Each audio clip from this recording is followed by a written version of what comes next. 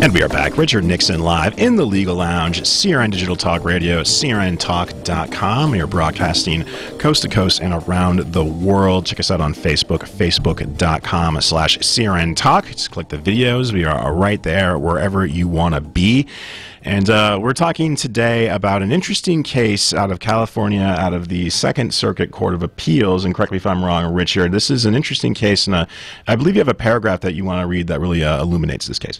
Well, yes, the holding in this case was that we've got John Doe and Jane Doe here. John Doe was deprived of due process during an administrative hearing because the evidence relied on was not provided to him. Thus, he did not have a fair opportunity to cross-examine the witness.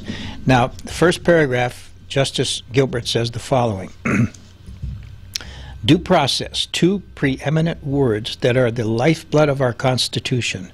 Not a precise term, but most everyone knows when it is present and when it is not. It is often most conspicuous by its absence. Its primary characteristic is fairness. It is self-evident that a trial, an adjudication, or a hearing that may adversely affect a person's life must be conducted with fairness to all parties. This is where I argue that the Kaufman or the Kavanaugh situation kind of tangentially works its way into the same kind of consideration.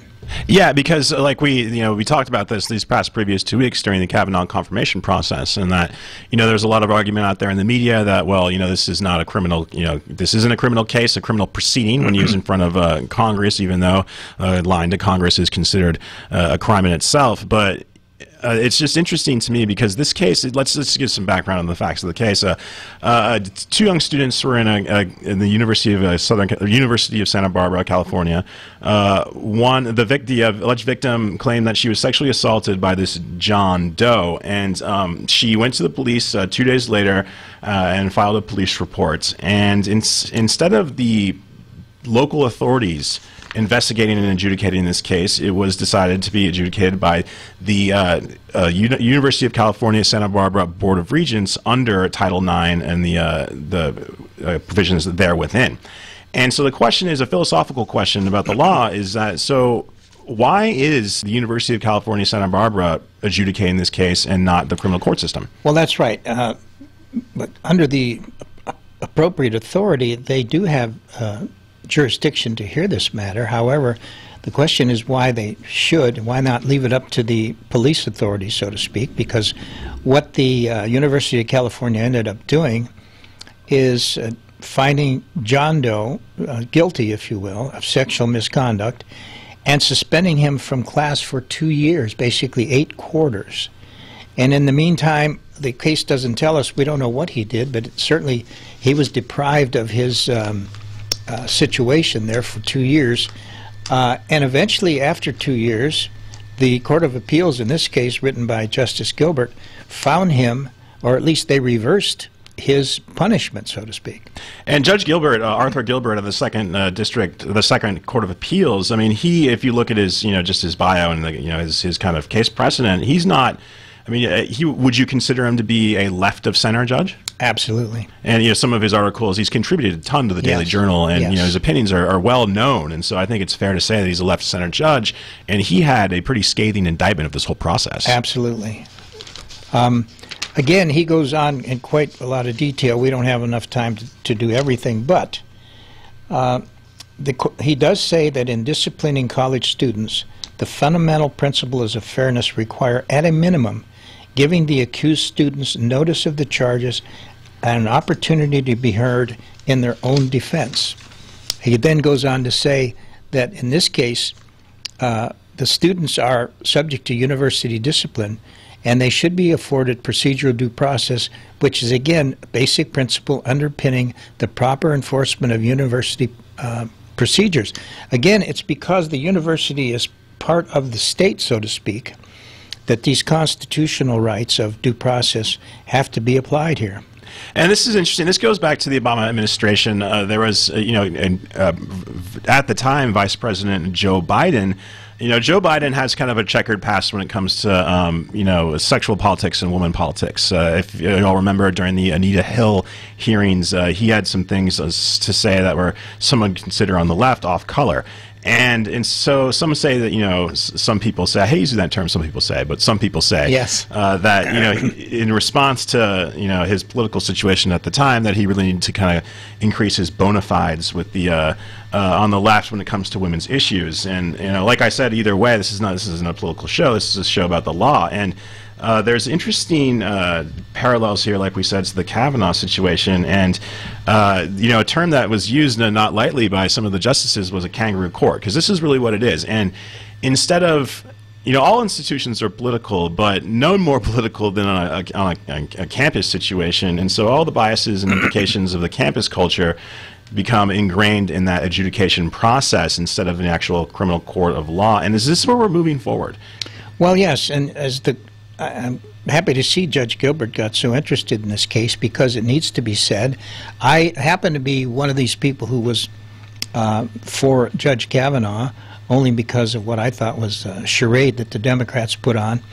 But, for instance, when Dr. Ford testified, and I don't doubt that she was telling the truth when she testified, however, her mentioning of 4 other people that would corroborate her position or her side of the story was inappropriate. And of course the whole committee there is full of lawyers. They're almost all lawyered people, and they all know better, that what they did they unfairly prejudiced the situation, because rather than simply mentioning these 4 people, Judge Kavanaugh should have been able to actually face those people and cross-examine them, rather than talking about what those people would say were they interviewed. And that's fascinating too, and very, very interesting and prescient to this case we're talking about right now, this case out of Santa Barbara, because according to the text, the University of California, Santa Barbara did not follow the criminal rules of evidence when it allowed testimony from a security officer describing contents of a sexual assault report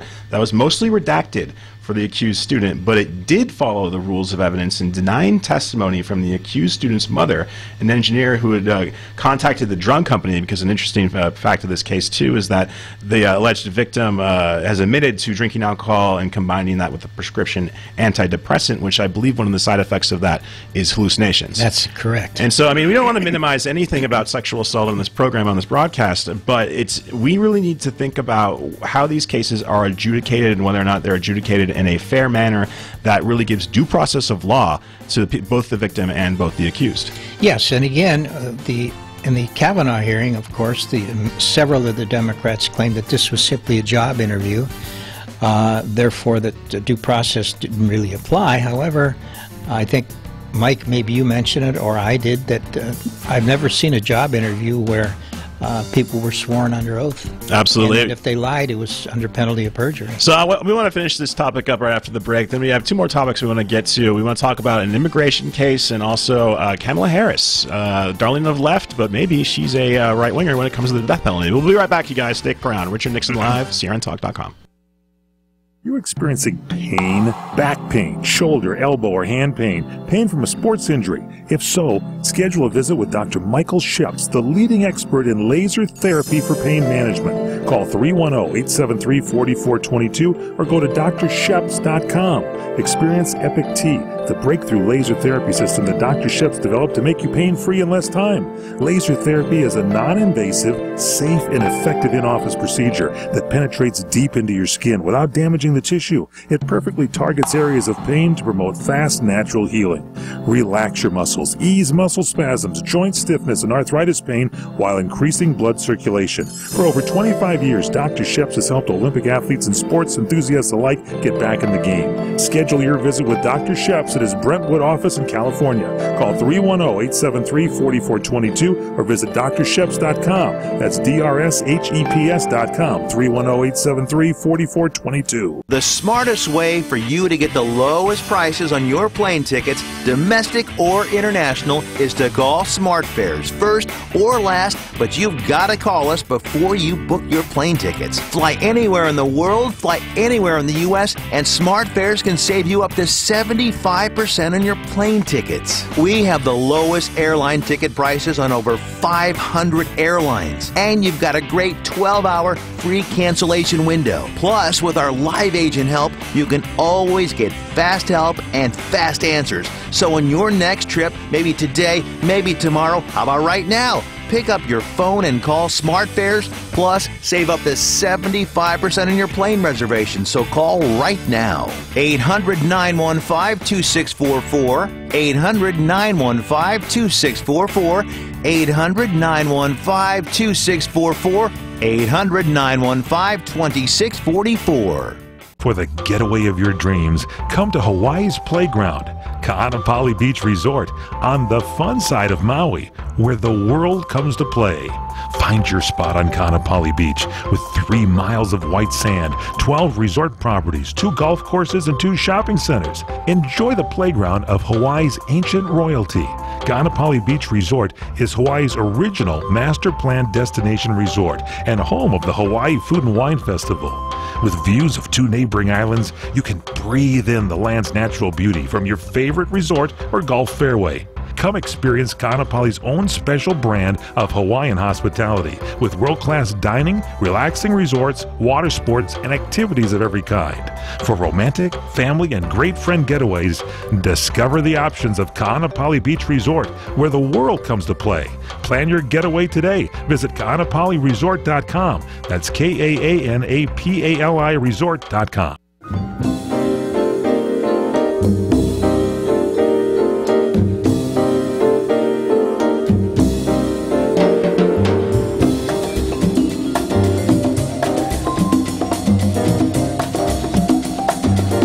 And we are back. Richard Nixon live here in the Legal Lounge. I'm joined by Richard Nixon. He's an attorney. He's a constitutional scholar. He's a renowned author, America, An Illusion of Freedom, and a veteran as well. And thank you for your service once again, sir. You're so welcome. And we always like to say this too. We really like to connect vets here at CRN, and especially on this show. I mean, it's important to me for myself because my father was a Vietnam veteran as well. And so if you guys knew Richard in his time of service from 1963 to 65 stateside, and then 68 when he was a contractor in country in Vietnam. If you knew him personally, give us a call here at the office, 818-818-6401, or also shoot us an email, richardnixon@crntalk.com, because we want to build that community, and we will also send you. Thank you for that too, Mike. A free copy of Richard's fantastic book, America, An Illusion of Freedom. So let's just wrap up this case. This case is out of San Diego. It's out of Santa Barbara. It's a very hard case to search for on the web to find pertinent details, because it's a John Doe versus a Jane Doe, and that's another subject for another day. But this is this case. It was finally it was overturned by the second Court of Appeals, and the justices. I know you have a quote you wanted to read, but I want to get this one in real fast. This is from one of the justices. Justice Perrine was one of the most skeptical of the university's actions, the University of California, Santa Barbara, for the way it conducted its investigation and subsequent adjudication of this case. He noted that, quote, "I read the record and I was stunned at the university procedure which purports to be fair and equitable puts a kid," that's the accused, "who's attempting to get a college education in the position of essentially a lawyer in a major sexual assault case, because he pretty much had to represent himself." Yes. Well, again, what Justice Gilbert also said was that the committee also selectively applied the formal rules of evidence to John's detriment. The committee precluded John's mother from offering testimony about the side effects of a particular drug on a lack of foundation, but it allowed the detective to offer an expert medical opinion on causation, even though that detective was not a medical expert either. And then the last quote that we'll say here is that by Justice Gilbert is this. He says, "It is ironic that an institution of higher learning, where American history and government are taught, should stray so far from the principles that underlie our democracy.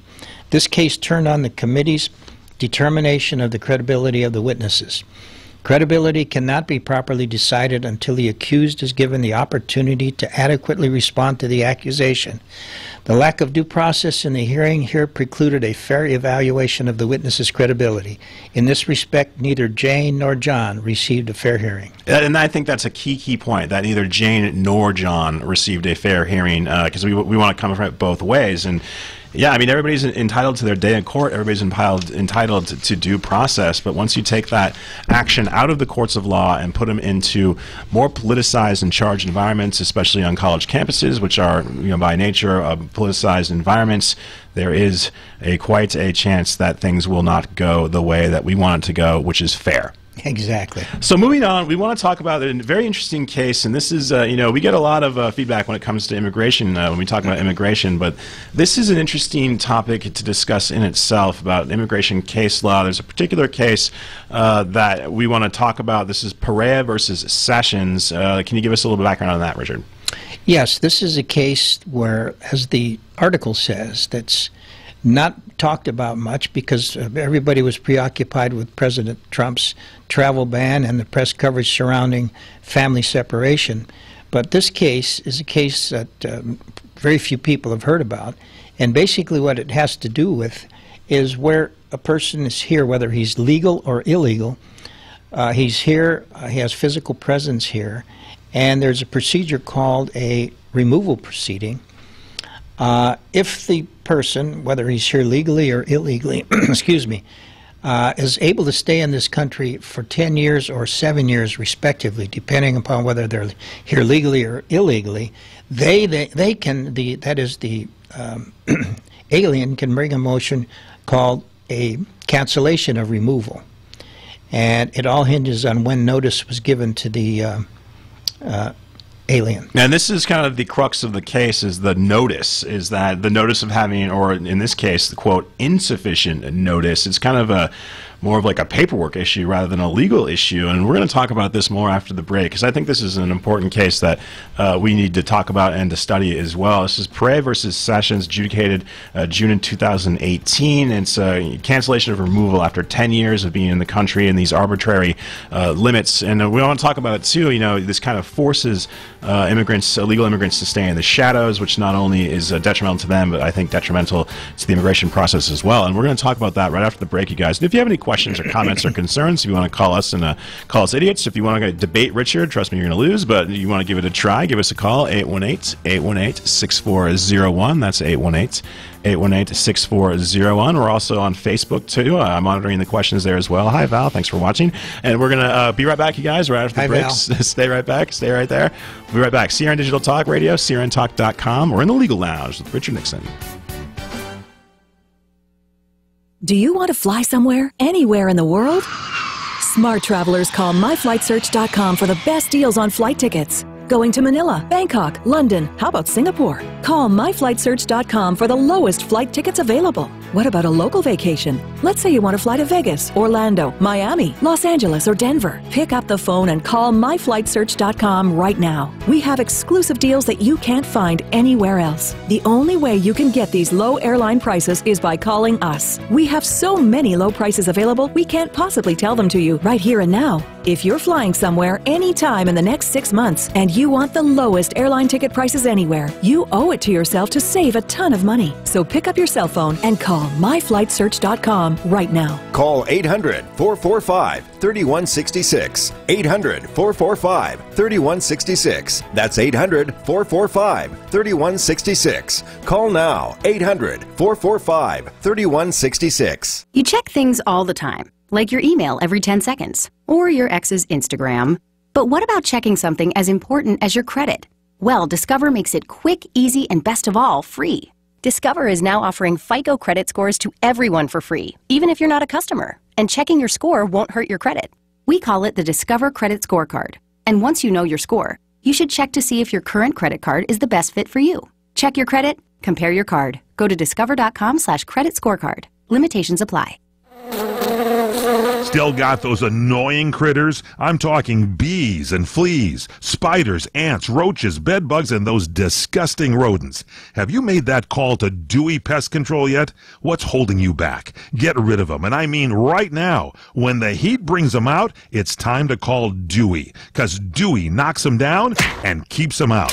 Dewey's an 89-year heritage California family business with 32 offices statewide. Think you got those 24/7 wood-munching termites termites chewing up your house? Call Dewey right now for their free inspection. And all this month, get $89 off with a regular maintenance program. Call 800-209-0900. That's 800-209-0900. Just one call to Dewey does it all. 800-209-0900. Or get your free inspection online at DeweyRadio.com. That's Dewey, D-E-W-E-Y, DeweyRadio.com.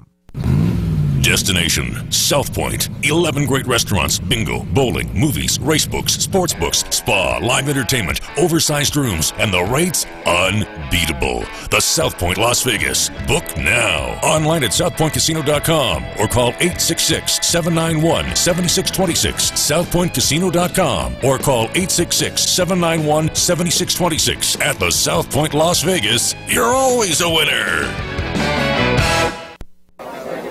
You order a glass of your favorite Cabernet, fresh asparagus, hollandaise on the side, a filet, medium rare. You unfurl your napkin with a flair, close your eyes, and prepare to listen. Ah, there it is. The sweet music you long to hear. The sizzle. The sizzle of a Ruth's Chris steak. The most magnificent corn-fed prime beef, broiled to perfection at 1800 degrees. Some call it a sizzle. We call it an anthem. As the waiter approaches, you think, is this one mine or that one? Ruth's Chris Steakhouse. Like Ruth always said, life's too short to eat anywhere else. Make a reservation online at ruthschris.com or by calling 800-544-0808.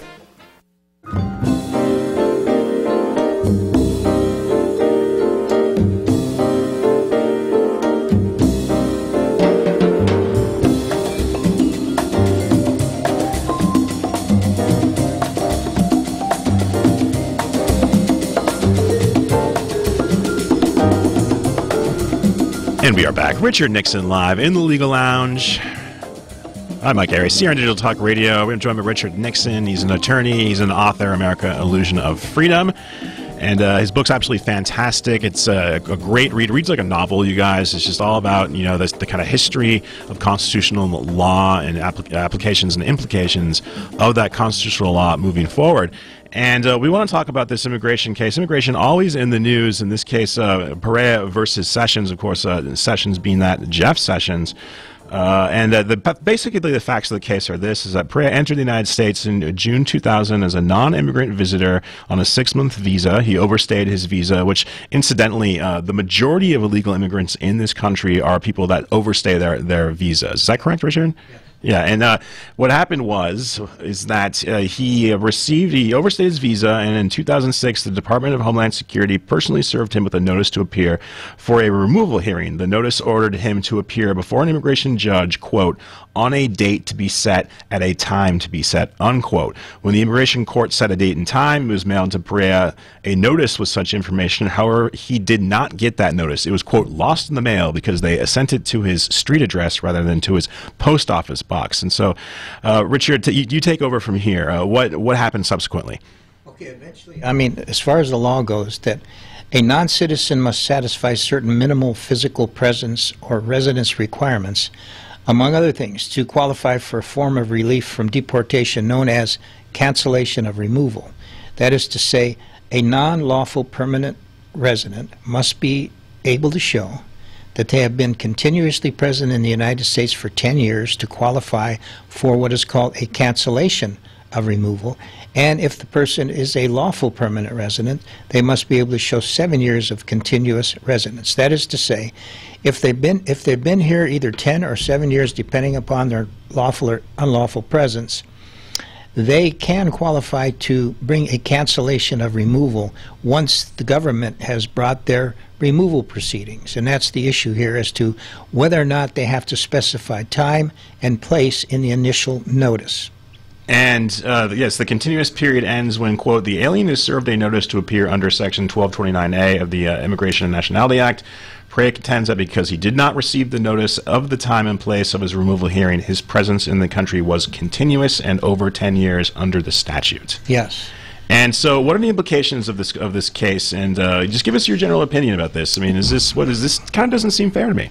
Well, I think we come at it from two different standpoints, Mike, you and myself. I think that we have too many laws that are convoluted regarding this whole element of immigration. It should be very simple, that if people are here unlawfully and the government can establish that they have no lawful purpose here, frankly, they should be deported. There should be no such thing as a, if you will, cancellation of removal as a function of how long the person's been here. Essentially, what this law does, it rewards people who are here unlawfully.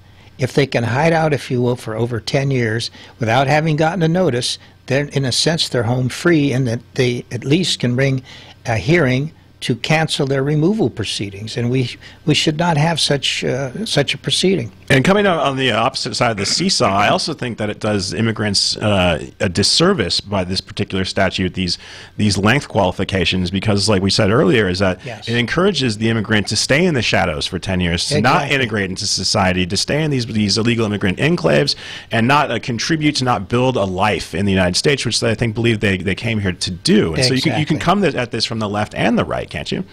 Absolutely. And as I said, we know what the solution is. We've talked about it before, about redefining the Due Process Clause of the 14th Amendment, or using Section 5 of the 14th Amendment to simplify these laws. And in my case, I would, as I said, I would simplify it to the effect that if a person is here and a removal proceeding is outstanding, there should be nothing to determine other than the fact that the person's here illegally and should be deported.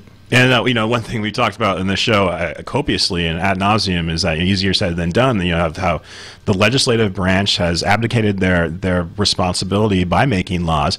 In this case, this falls under a regulation, executive action. Exactly. And there's a term of art, a legal term of art that I wasn't aware of, that you really educated me on, about the Chevron deference. And this is used. Yes. And can you give our listeners explain that, please? Yes. The Chevron deference situation was that Congress passes the law, and the executive branch under the Constitution is basically charged with executing the laws.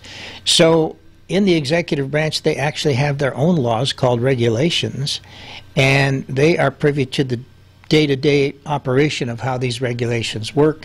And again, they write some of their own regulations.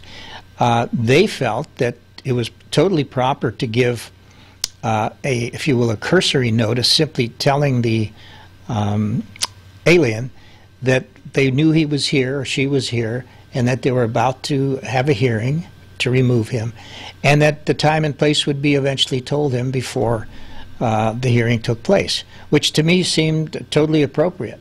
Now, their purpose was to cut off the 10 or 7 years that they were trying to accumulate, that is the alien.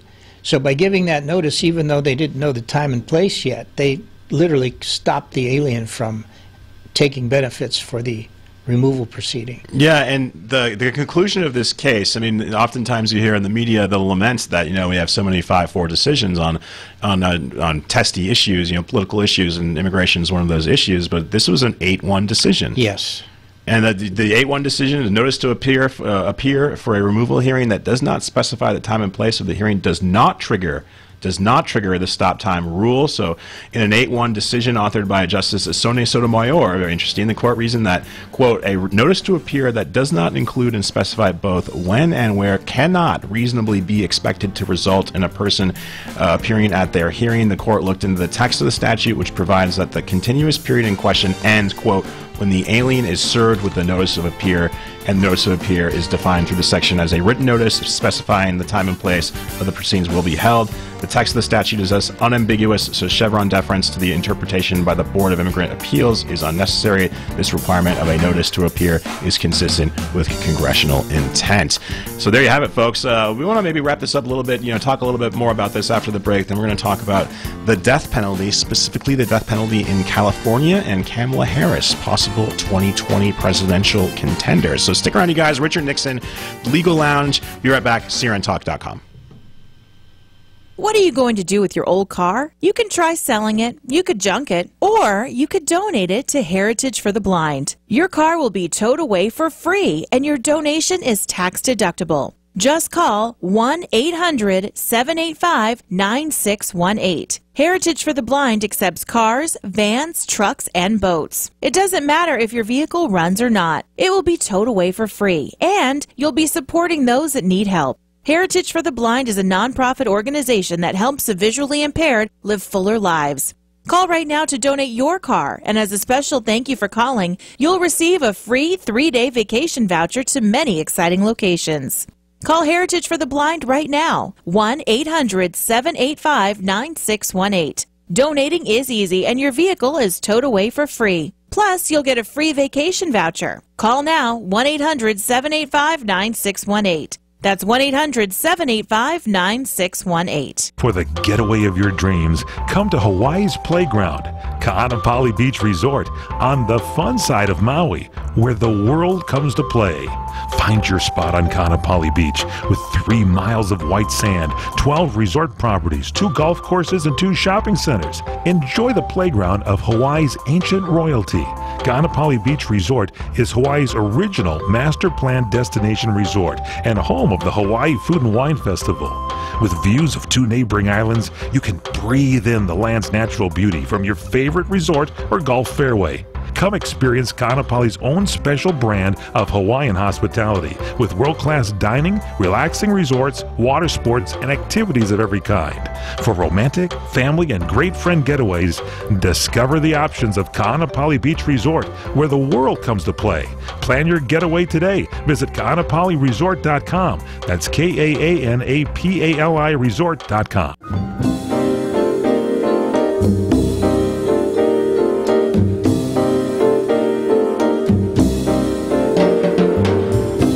And we are back. Richard Nixon live in the Legal Lounge, crntalk.com, crntalk.com, also facebook.com/crntalk. I'm joined by Richard Nixon. He's a practicing attorney, author, America, An Illusion of Freedom, a Corvette aficionado, and recreational conga player.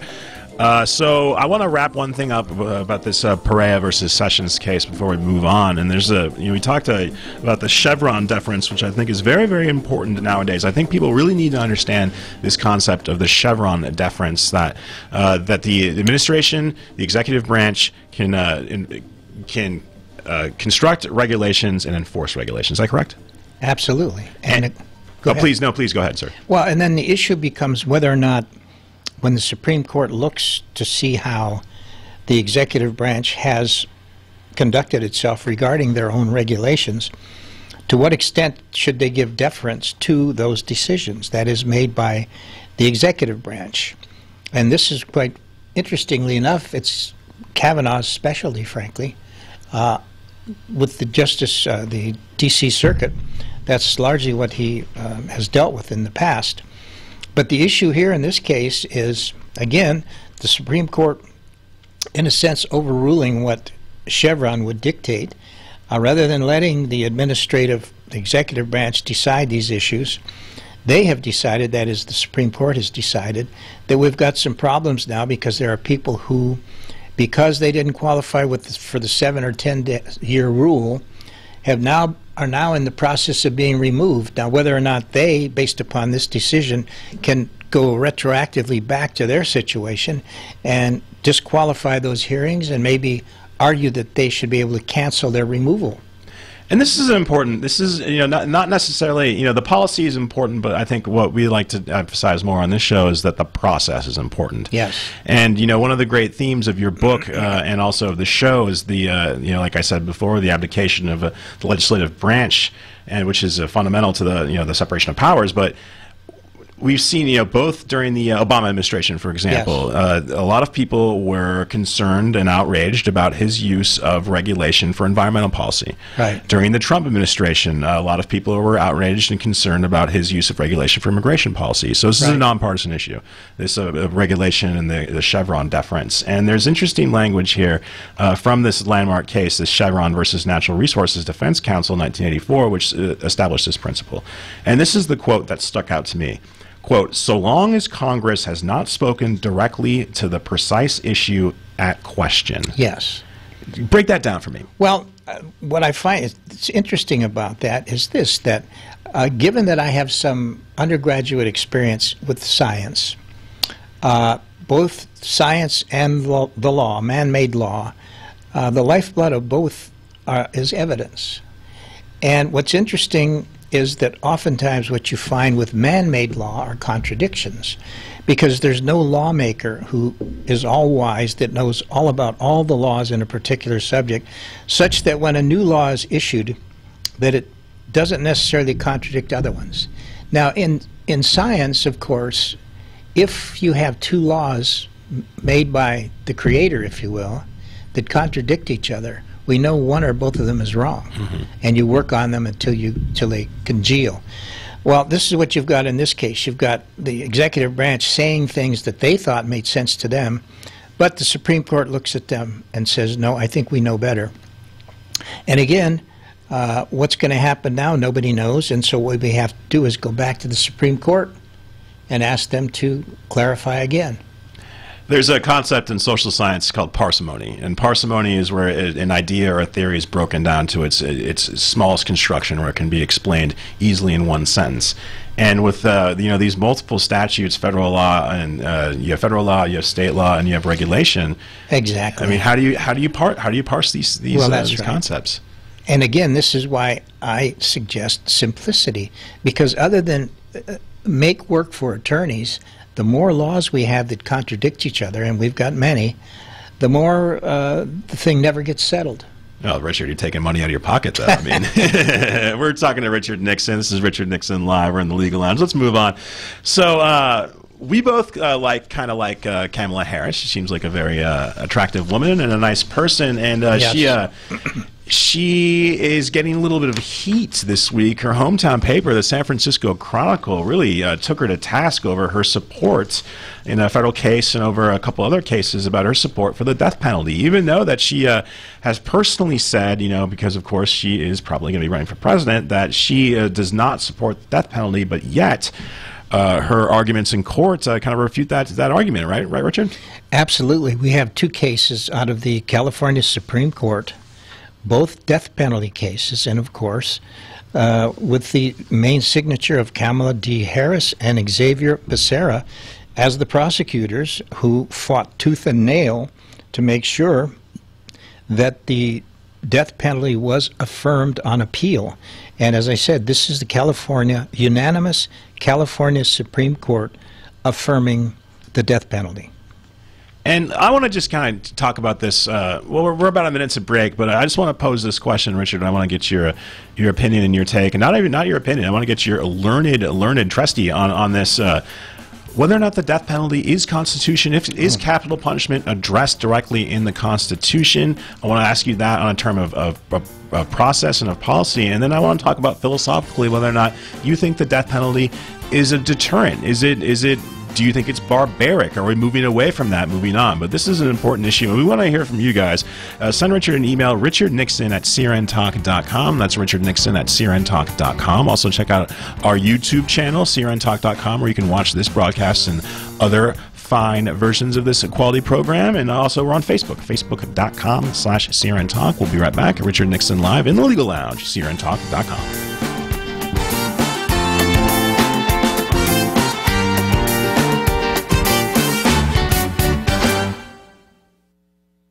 Hey Lorraine, do you realize that your mother, my mother-in-law, Chef Maria, has been serving Las Vegas since 1949? Yes, I do, Dennis. That's when she first met Howard Hughes, who fell in love with her cooking. And in 1955, she opened her first restaurant on Fremont Street. Yes, dear. And another great customer was Liberace. Wow. Then in 1962, while Frank Sinatra and the Rat Pack were causing global excitement on the Las Vegas Strip, your family opened their second restaurant. And in 1970, 1972, Elvis Presley began electrifying Las Vegas audiences and eating in our restaurants. You know, Lorraine, this is quite a town. There's only one Las Vegas. And there's only one Bootlegger Italian Bistro. Folks, when you're in Las Vegas, come visit us. We'll make you feel like you're part of our family. The Bootlegger Italian Bistro, conveniently located at 7700 Las Vegas Boulevard, South Strip. Visit our website at www.bootleggerlasvegas.com. Do you owe back taxes to the IRS? Newsflash, the president has changed the tax laws, and now you may be able to pay the IRS less. If you owe $10,000 or more in back taxes, the tax doctor can help you pay the IRS as little as possible allowed by law. There are new tax laws for business owners, the self-employed, even W-2 workers. If you have a back tax problem or a few years of unfilled returns, new help to save you money is now here. Call right now to see how the new tax laws can help you. Plus, right now, we'll waive the consultation fee and give you a free tax savings report. Attention business owners, the self-employed, and W-2 workers. Make this free call to the tax doctor now and learn how to take advantage of the new tax laws that may help you pay the IRS less. 800-985-1610. 800-985-1610. 800-985-1610. That's 800-985-1610. Do you want to fly somewhere, anywhere in the world?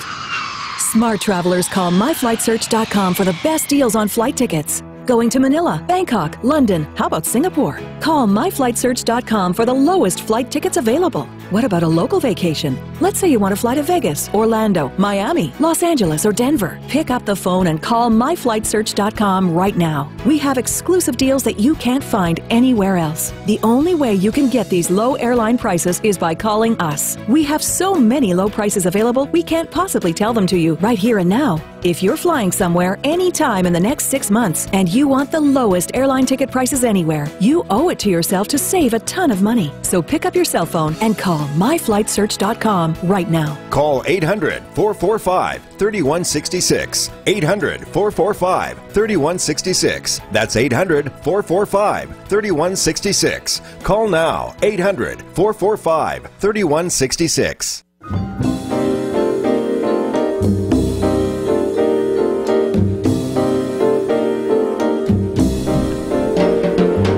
And we are back. Richard Nixon live, wrapping things up here in the Legal Lounge. We really, it went fast today because we're talking about some very, very important issues. And, we want to wrap things up with this, talking about the death penalty and Kamala Harris because she has been in the news. And also, of course, this op-ed in the San Francisco Chronicle, which absolutely took her to task over what they considered a hypocritical position by, saying that she's against the death penalty, but arguing in court that for California's right to execute inmates. And before the break, I teased this that Richard, I wanted to ask you: is the death penalty? Is there language specifically concerning the death penalty and capital punishment in the Constitution? Well, not specifically the death penalty. However, as we know from studying the 14th Amendment Due Process Clause, it basically says that no state shall deprive a person of life, liberty, or property without due process. So the implication there is this, that a state can deprive a person of their life, assuming that due process is effected. And in both of these cases, I have to give credit where credit is due. Kamala Harris was not my favorite. I'm not a fan of hers after the Kavanaugh hearings.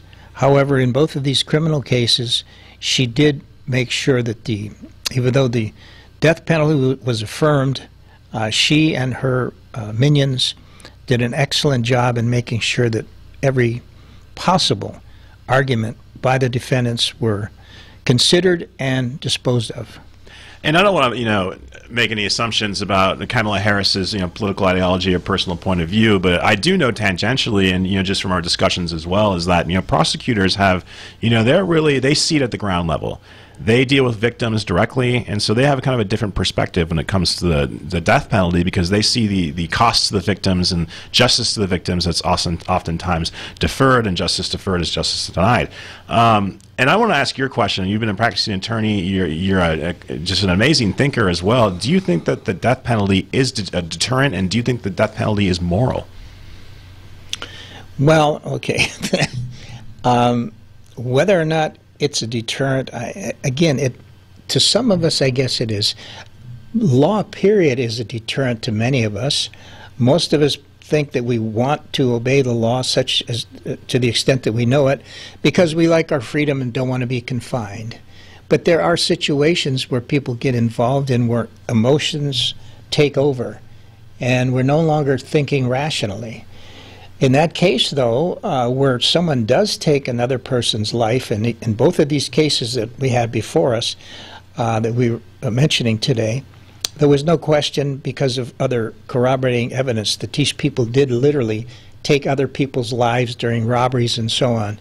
I find that there's no other solution except for, to quote, I guess, from the Bible, an eye for an eye. I'm not sure where that came Old Testament, from. okay. But I do think there are situations where that's the only satisfaction that the victims' families can get, is if. But again, my only reluctance is that on occasion, I guess, we do take the life of someone who is frankly found out to be not guilty. Yeah. And that's the problem. That is, I couldn't agree with you more. I believe it is more, a capital punishment is moral. I believe it's in a Judeo-Christian and an Islamic tradition. It's in all those three of those religions. But the thing is, and like you said, just to wrap things up here, is that there is those, especially now with DNA evidence, there is instances, proven instances, where we have executed innocent men, and I think that's the one punishment that we can't take back. Exactly. Okay, you guys, thank you so much for joining us. We had a fantastic hour. It flew by. Richard Nixon, he's an attorney, he's an author. America, An Illusion of Freedom. Check out his website, www.pres37th.wix.com/America, or just go to searantalk.com/Richard Nixon. All that information is there as well. We are on Facebook as well. Thank you so much for Facebook. And Richard, love seeing your Corvette, buddy. Yes, thank you very much. All right, we'll be back next week, you guys. Richard Nixon Live. This is The Legal Lounge. searantalk.com, searantalk.com.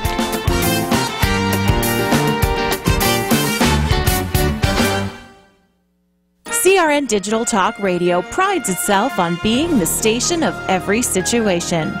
And you can listen